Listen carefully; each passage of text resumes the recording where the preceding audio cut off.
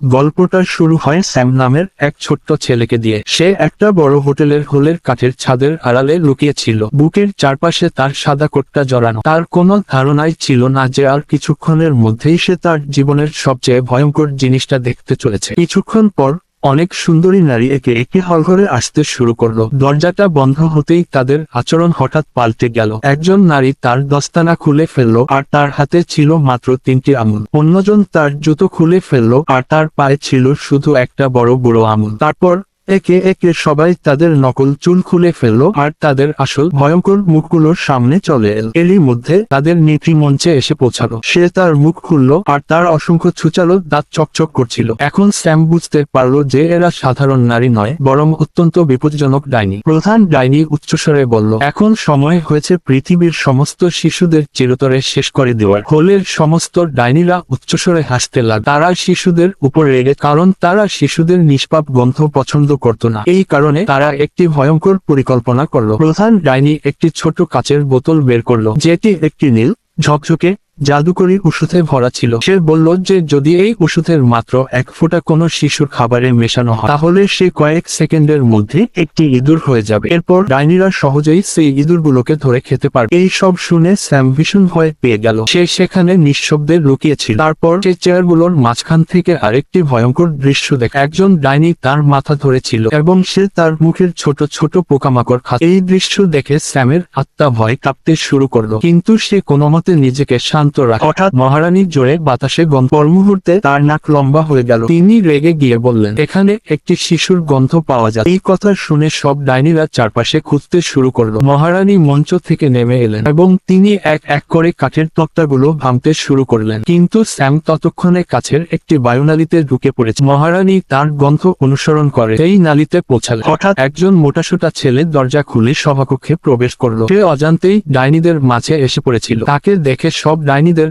আবার সাধারণ নারী মনে হল। মহারানী হেসে তার কাছে গেলেন এবং তার হাতে একটি চকোলেট তুলে দিলেন। মোটা ছেলেটা বলল, মাত্র একটা। ডাইনিটা জাদু করলো আর একটা চকলেটের বদলে তার সামনে অনেকগুলো চকলেট চলে এলো। লোভে সে এগিয়ে এসে সঙ্গে সঙ্গে সেগুলো খেতে শুরু করলো। কয়েক সেকেন্ড পরে জাদুর ওষুধটা তার প্রভাব দেখাতে শুরু করলো। তার কান দিয়ে ধোঁয়া বের হতে লাগলো, তার সারা শরীর কাঁপতে লাগলো আর সে যন্ত্রণায় চিৎকার করতে লাগলো। দেখা মাত্রই তার শরীরটা ছিঁড়ে গেল আর সে একটা ছোট্ট ইঁদুরে পরিণত হল। ধোঁয়া উড়িয়ে তার জামাকাপড় মাটিতে পড়ে গেল। বেচারা ইঁদুরটা তখনও কিছুই বুঝতে পারল না যে সে ডাইনিদের উঁচু হিলের মাঝে আটকে গেছে। সে কোনোমতে নিজের জীবন বাঁচিয়ে পালিয়ে গেল। এই সব দেখে স্যামের ভয় আরো বেড়ে গেল। সে সঙ্গে সঙ্গে ডাক্তার ভেতরের সামনের দিকে দৌড়াতে শুরু করলো। তার পোষা সাদা ইঁদুর স্লো তার সাথে দৌড়াচ্ছিল, কিন্তু ভাগ্য তার সহায় ছিল না। গ্র্যান্ড হাইউইচ অবশেষে স্যামকে দেখতে পেল। সে এক নিমেষে তাকে এয়ার ডাক্ট থেকে টেনে বের করলো। তারপর সে তার জাদুর ওষুধ বের করে তার কানে 3 ফোঁটা দিল। পরের মুহূর্তেই স্যামের মাথা ধোঁয়ায় ভরে গেল। তার শরীর কাঁপতে শুরু করলো। সে ক্রমশ ছোট হতে থাকলো এবং কয়েক সেকেন্ডের মধ্যেই তার একটি লম্বা লেজও গজিয়ে গেল। স্যাম লেজটা দেখা মাত্রই দেখল সে নিজেও একটি ছোট মোটাসোটা ইঁদুরে পরিণত হয়েছে।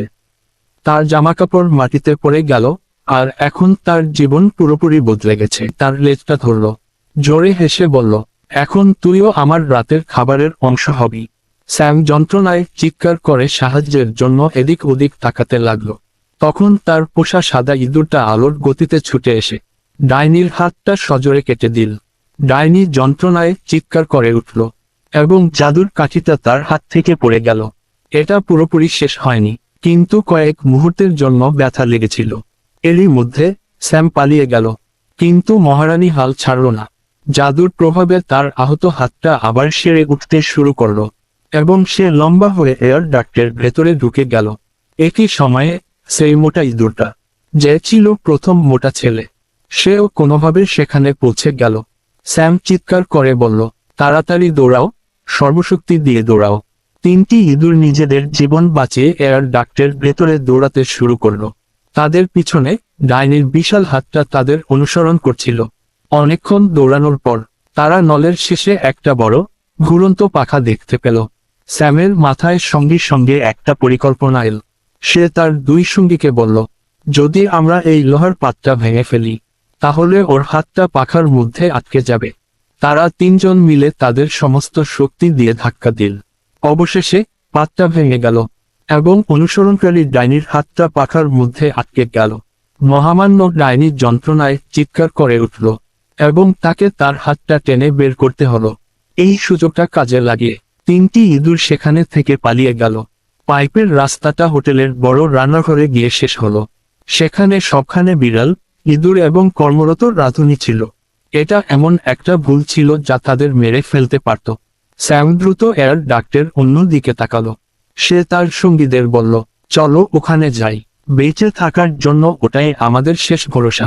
তিনজন লোহার পাইপ বেয়ে উঠল এবং কোনোমতে অন্য নালিতে পৌঁছালো।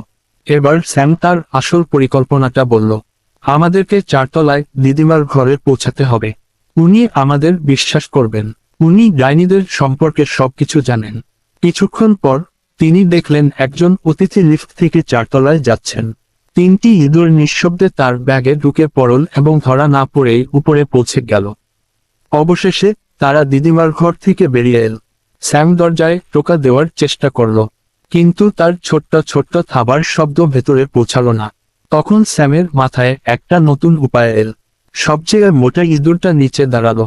সাদা ইঁদুরটা তার ওপর চড়ে বসল আর স্যাম উপরে উঠে বসল। তিনজন মিলে কোনোমতে কলিং বেলটা টিপে দিল। ডিং ডং ঘন্টা বাজার সাথে সাথেই দিদা দরজাটা খুললেন। কিন্তু ঠিক সেই মুহূর্তে একজন পরিচ্ছন্নতাকর্মী মহিলা তিনটি ইঁদুরকে দেখতে পেলেন। তিনি একটা ঝাড়ু নিয়ে তাদের দিকে ছুটে গেলেন।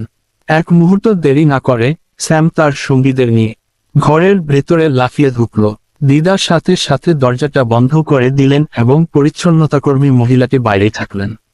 ঘরের ভেতরে পৌঁছে স্যাম দিদার হাতে চড়ে বসল। সে তার ছোট্ট ক্ষীণস্বরে আর ইশারায় পুরো ঘটনাটা বলল, যে এই ধরনের ডাইনিরা বাচ্চাদের জাদুকরি ওষুধ খাইয়ে ইঁদুর তৈরি করে এবং তারপর তাদের মেরে ফেলতে চায়। দিদা সবকিছু বুঝে গেলেন। তিনি গম্ভীর গলায় বললেন, আমি এই ডাইনিদের আর কোনো বাচ্চার ক্ষতি করতে দেব না। তিনি আরও জানতে পারলেন যে দিদা হাইউইচের ঘরটা ঠিক তাদের নিচেই। তারপর দিদা একটা দুঃসাহসিক পরিকল্পনা করলেন। তিনি স্যামকে একটা আধপোড়া মোজাইকের মধ্যে ঢুকিয়ে একটা সুতোর সাহায্যে তার বারান্দা থেকে ঝুলিয়ে দিলেন। স্যাম ধীরে ধীরে গ্র্যান্ড হাইউইচের বারান্দায় পৌঁছালো। রেলিং এ মোজাইকটা লাগানোর সাথে সাথেই সে হঠাৎ বেরিয়ে এসে ঘরের ভেতরে দৌড়ে গেল। সে প্রথমে সোফায় চড়ল, তারপর একটা বালিশের ওপর লাফিয়ে টেবিলের কাছে পৌঁছালো।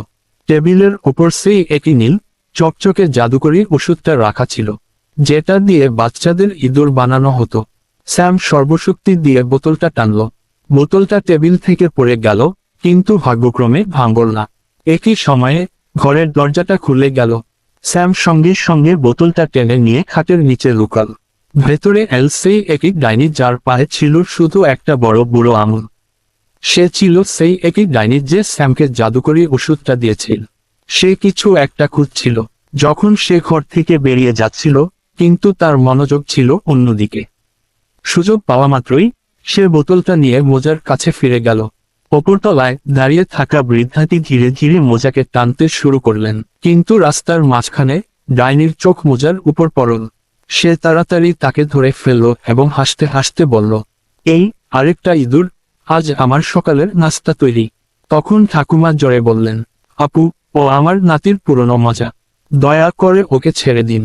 কথাটা শুনে ডাইনির বাচ্চাদের ঘৃণার কথা মনে পড়ে গেল। সে মোজাকে বাড়ি থেকে দূরে ছুঁড়ে ফেলল। ঠাকুমার সঙ্গে সঙ্গে মোজাকে টেনে তুললেন। স্যাম নিরাপদে ফিরে এসে জাদুর ওষুধের বোতলটা ঠাকুমাকে দিল। ঠাকুমার সঙ্গে সঙ্গে সেটা ভাঙতে শুরু করলেন। তিনি ভেষজ, লতাপাতা, রূপোর গুঁড়ো এবং তার পুরনো জাদু মেশালেন। কিন্তু ভুলবশত কিছু তেতো তেলের ফোঁটাও তার উপর পড়ে গেল। ওষুধটা কালো হয়ে গেল এবং আগের চেয়ে আরো বেশি বিপজ্জনক দেখতে লাগলো। ঠাকুমা চিন্তিত হয়ে পড়লেন। তখন স্যাম হেসে বলল, আমরা যদি এই ওষুধটা ডাইনিদের খাবারে মিশিয়ে দিই, তাহলে ওরা নিজেরাই ইঁদুর হয়ে যাবে। ঠাকুরমার স্যামের পরিকল্পনাটা পছন্দ হলো। এখন ডাইনিদের বিরুদ্ধে সবচেয়ে বড় আক্রমণটা শুরু হতে যাচ্ছিল। ঠাকুমা বললেন, স্যামের পরিকল্পনাটা তাকে হাসিয়েছে। তিনি বললেন, যদি ডাইনিরা তাদের নিজেদের জাদুরি শিকারে পরিণত হয়, তাহলে তাদের গ্রাস চিরতরে শেষ হয়ে যেতে পারে। পরদিন সকালে হোটেলে ডাইনিদের সবচেয়ে বড় উৎসবটা হতে যাচ্ছিল। সারা বিশ্বের সমস্ত ডাইনিরা একই হলে জড়ো হতে যাচ্ছিল। শেষবার পরিকল্পনাটা করার সময় ঠাকুমা স্যাম স্নো এবং মোটা ইঁদুরটাকে বলেছিলেন। রাতে 3 ইঁদুর নিঃশব্দে হোটেলের রান্নাঘরে পৌঁছালো। সেখানে বড় বড় হাঁড়ি পাতিল ছিল এবং ডাইনিদের জন্য একটি বিশেষ স্যুপ তৈরি করা হচ্ছিল। অন্যদিকে রান্নাঘরটা ব্যস্ত ছিল, তাই কেউ তাদের খেয়াল করেনি। স্যাম ধীরে ধীরে টেবিলের কাছে উঠল। তার হাতে কালো জাদুর ওষুধের একটি ছোট বোতল ছিল। সে সঠিক মুহূর্তের জন্য অপেক্ষা করছিল। আর যেইমাত্র কেউ পাশ দিয়ে গেল, সে পুরো ওষুধটা স্যুপের মধ্যে ঢেলে দিল। তারপর তারা 3 জনই সাথে সাথে দৌড়ে গিয়ে একটি উঁচু আলমারির পেছনে লুকাল। কিছুক্ষণ পর সব ডাইনিরা এসে হলঘরে বসল। মুহূর্তের মধ্যে প্রত্যেকের সামনে এক বাটি স্যুপ রাখা হলো। প্রধান ডাইনি একটি জরুরি কাজে ব্যস্ত ছিল, তাই সে এখনো তার স্যুপ শেষ করেনি। যেইমাত্র অন্য মহিলারা প্রথম চামচ মুখে দিল, একটি অদ্ভুত ধোঁয়া উঠতে শুরু করলো। প্রথমে একজন মহিলা চিৎকার করে উঠল, তারপর আরেকজন, তারপর তৃতীয়জন। কয়েক সেকেন্ডের মধ্যে পুরো হলঘর চিৎকারে ফেটে পড়ল। তাদের হাত পা ছোট হতে শুরু করলো, তাদের মুখমণ্ডল পরিবর্তিত হতে শুরু করলো। আর তারপর এক এক করে সব মহিলারা ছোট ছোট ইঁদুরে রূপান্তরিত হলো। পুরো হলঘর ইঁদুরে ভরে গেল। হোটেলের কর্মচারীরা হতবাক হয়ে গেল। তারা ভাবল হঠাৎ এক ঝাঁক ইঁদুর এসে পড়েছে। কর্মচারীরা সঙ্গে সঙ্গে দরজাগুলো খুলে দিল, আর হাজার হাজার ইঁদুর ভেতরে ঢুকে পড়ল। সব ডাইনিরা প্রাণ বাঁচাতে দৌড় দিল। এই দৃশ্য দেখে গ্র্যান্ড হাই ডাইনি প্রচণ্ড রেগে গেল। এটা তো বাচ্চাদের চালাকি, সে গর্জন করে বলল। এখন শুধু গ্র্যান্ড হাই ডাইনি, সবচেয়ে বড় ডাইনি, বেঁচে আছে, কারণ সে জাদুর স্যুপটা পানি করেনি। তার সব সঙ্গীদের একে একে ইঁদুরে পরিণত হতে দেখে রাগে তার মুখ লাল হয়ে গেল। চেষ্টা করেও সে তাদের বাঁচাতে পারল না। নানি বুঝতে পারল যে এখন সেই হবে পরবর্তী লক্ষ্য। তাই সে সঙ্গে সঙ্গে ছোট্ট ইঁদুরটাকে নিয়ে রেস্তোরাঁ থেকে দৌড়ে বেরিয়ে গেল এবং ডাইনির ঘরে পৌঁছালো, যাতে সে আসল ওষুধটা চিরতরে ধ্বংস করে দিতে পারে। কিন্তু দরজা খোলার সঙ্গে সঙ্গেই সে চমকে উঠল। গ্র্যান্ড হাই ডাইনি ইতিমধ্যেই এসে গেছে। সে তার জাদুর শক্তি দিয়ে নানিকে শূন্যে তুলে ধরল। মুহূর্তের মধ্যে তার হাত দুটো অস্বাভাবিকভাবে বড় হয়ে গেল, যেন পরমুহূর্তের মধ্যেই সে তার থাবায় নানিকে পিষে ফেলবে। নানি যন্ত্রণায় আর্তনাদ করে উঠল, বাঁচা, আমাকে বাঁচাও। নানির গলার আওয়াজ শুনে ছোট্ট ইঁদুরটার সঙ্গে সঙ্গে তার 2 সঙ্গী, মোটা ইঁদুর আর সাদা ইঁদুরটাকে ডাকল। টিনো এক মুহূর্ত দ্বিধা না করে তার শেষ এবং সবচেয়ে বিপজ্জনক পরিকল্পনাটি শুরু করল।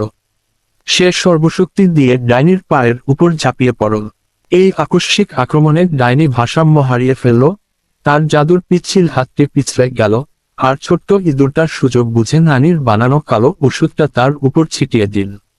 পরমুহূর্তে আতঙ্কিত গাল থেকে পুরো দালানটা ফেটে পড়ল। ডাইনির শরীর প্রচণ্ডভাবে কাঁপতে শুরু করল। তার চারপাশে কালো ধোঁয়া ছড়িয়ে পড়ল এবং কয়েক সেকেন্ডের মধ্যে সে ছুরি বা বলের চেয়েও বড় এক বিশাল ইঁদুরে রূপান্তরিত হল। কিন্তু তার রাগ কমেনি। মাটিতে পড়ার সাথে সাথেই সে কামড়ানোর জন্য প্রস্তুত হয়ে সর্বশক্তি দিয়ে ছোট্ট ইঁদুরটার দিকে ছুটে গেল। ছোট্ট ইঁদুরটা ভয়ে দ্রুত পালিয়ে গেল। ঠিক তখনই কাছেই দাঁড়িয়ে থাকা নানি ডাঁটায় একটা বড় ফুল দেখতে পেলেন। কোনো দ্বিধা না করে তিনি ফুলটা তুলে নিয়ে ডাইনির গায়ে উল্টো করে রাখলেন। বিশাল ইঁদুরটা তার ভেতরে আটকে গেল এবং লক্ষ লক্ষ বার চেষ্টা করেও বের হতে পারল না। অবশেষে সবচেয়ে বড় বিপদটা চিরতরে এড়ানো গেল। নানি আর ছোট্ট ইঁদুরটা স্বস্তির নিঃশ্বাস ফেলল। তারা স্বস্তির নিঃশ্বাস ফেলে ডাইনির সুটকেসটা খুলল, যাতে তারা বাকি আসল ওষুধটা নষ্ট করে ফেলতে পারে। কিন্তু সুটকেসটা খোলার সাথে সাথেই তারা এমন এক গোপন রহস্য আবিষ্কার করল, যা তারা আশাও করেনি। ভেতরে ছিল একটা পুরনো হলুদ রঙের কাগজের টুকরো, যার উপর সেই জাদুকরী ওষুধের আসল ফর্মুলা লেখা ছিল। এটা দেখে নানির চোখ আনন্দে জলে ভরে উঠল। তিনি হেসে বললেন, এটা একটা অলৌকিক ঘটনা। এখন সব বাচ্চারা আবার মানুষ হয়ে যাবে। ছোট্ট ইঁদুরটার সাহস আর উপলব্ধি অবশেষে কাজে দিল। 3টি ইঁদুর আর নানি আনন্দের সাথে তাদের সুটকেসগুলো নিয়ে ঘর থেকে বেরিয়ে গেল। বেরোনোর পথে তারা একটি বুড়ো কালো বিড়াল দেখতে পেল, যেটি বহু বছর ধরে আটকা পড়েছিল। তারা সেটিকেও মুক্ত করে দিল। বাড়ি পৌঁছে নানি একটি ফর্মুলার সাহায্যে সেটিকে ভেঙে টুকরো টুকরো করে ফেলল এবং একটি জাদুকরী স্প্রে তৈরি করল। যেইমাত্র তারা ইঁদুর আর তার দুই বন্ধুর উপর স্প্রে করল, ধোঁয়ার একটি কুণ্ডলী উঠল এবং পরমুহূর্তে তিনজনই আবার মানুষ হয়ে গেল। এভাবেই দুষ্টু ডাইনিদের দুর্ভোগ অবশেষে শেষ হলো এবং সব বাচ্চারা তাদের আসল জীবন ফিরে পেল। যদি আপনার এই গল্পটি ভালো লেগে থাকে তাহলে অনুগ্রহ করে ভিডিওটি লাইক করুন।